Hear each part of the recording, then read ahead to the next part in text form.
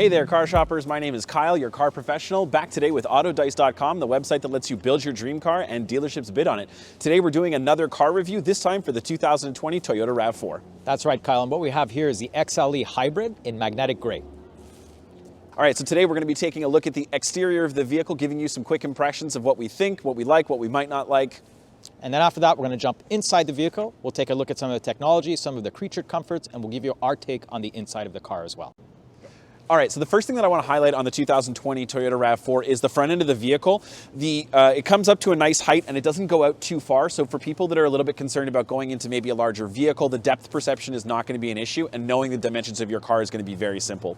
Coming down the side of the car also too, one of the first things I notice is it's got a slightly lower profile than a lot of SUVs on the market, which is nice for people who are a little bit concerned about having too much of a truck feel and wanting to stick a little bit more to a car. That's right, Kyle. And what do we see over here? We've got the AWD badge right here. So all-wheel drive, no stress. If you're driving on wintry roads in icy conditions, you've got it covered, nothing to worry about. This particular car is running on 17-inch Pirelli winter tires to keep you safe. And as we head around the back here, look at this. You've got this nice sporty spoiler. And I love that because even though you're an SUV, you still have that sporty look. All right, so now that we're at the back of the car, the two things that I really want to highlight is number one, the size of the trunk door. You can see it takes up literally the entire back end of the vehicle, meaning that your access to your storage space when it's open is going to be phenomenal.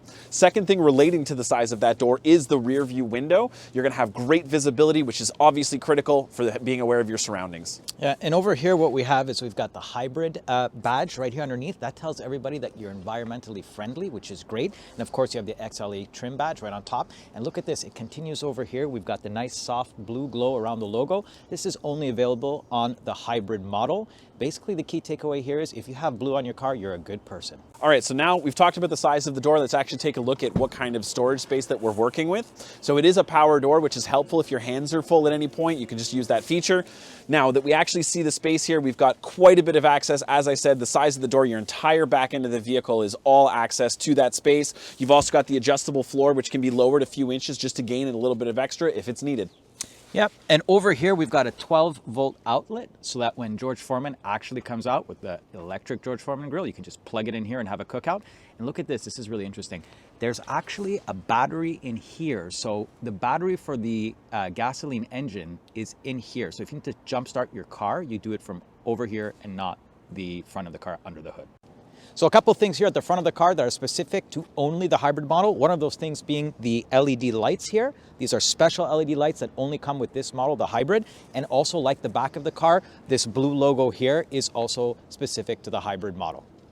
Also, let's talk about the fact that, first of all, you have a really nice hood just for a little bit of aesthetic appeal. Gives it a little bit more of an aggressive look, matching very well with the new aggressive grille that they've got. Just to, again, sharpen up that look to the vehicle, make it more appealing.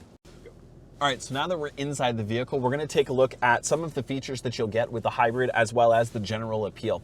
So the first thing I want to call attention to, great heads-up display. All the information that you want to have is really within your eye line. Control for your features right on the steering wheel, all the buttons for all the things that you may need to deal with while driving. We also have a great 8-inch display for the necessary information. Something that's really interesting about the hybrid too is you have the driving mode selector, so you can actually change to be a little bit more eco-friendly. Again, trying to take advantage of that reason that we're in a hybrid, saving gas. If you want to keep up to date with that also to how your driving is doing and how much you're taking advantage of your hybrid, it's very easy to do. You just go into your menu, info, boom, right there. You've got all of the information concerning how efficient you're being and taking advantage of the reason that you bought a hybrid. Yeah, and what I really like, look at these little details here. Look at this. On the controls, there's this kind of rugged rubberized tread around it. I love that. For guys like me and ladies that don't like to take your gloves off in the car, you can just put your fingers on there, turn that dial. This is the dual zone climate control. You're not playing with finicky little buttons. Keep your gloves on. Go crazy. Otherwise inside, we've got the stitching here going across the front of the dash. And if you want to touch the plastics up here, they're nice. They feel good. Go ahead and press them. Go nuts. Otherwise, we've got spacious cup holders. And underneath, insofar as connectivity, we've got one 2.0 USB and a 12-volt plug-in over here. There's two more USBs over here inside the center console.